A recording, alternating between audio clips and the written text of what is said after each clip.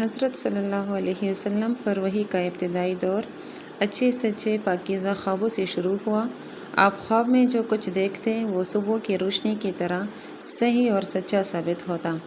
پھر من جانب قدرت آپ تنہائی پسند ہو گئے اور آپ صلی اللہ علیہ وسلم نے غار حرا میں خلوت نشینی اختیار فرمائی اور کئی دن اور رات وہاں مسلسل عبادت اور یاد الہی و ذکر و فکر میں مشغول رہتے، جب تک گھر آنے کو دل نہ چاہتا تو شاہ ہمراہ لیے ہوئے وہاں رہتے۔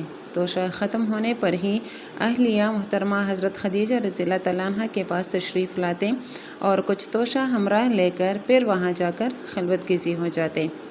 یہی طریقہ جاری رہا یہاں تک کہ آپ صلی اللہ علیہ وسلم پر حق منکشف ہو گیا اور آپ صلی اللہ علیہ وسلم غار حرا ہی میں قیام پذیر تھے کہ اچانک حضرت جبرائیل علیہ السلام آپ کے پاس حاضر ہوئے اور کہنے لگے کہ اے محمد صلی اللہ علیہ وسلم پڑھو۔ آپ صلی اللہ علیہ وسلم فرماتے ہیں کہ میں نے کہا کہ میں پڑھنا نہیں جانتا۔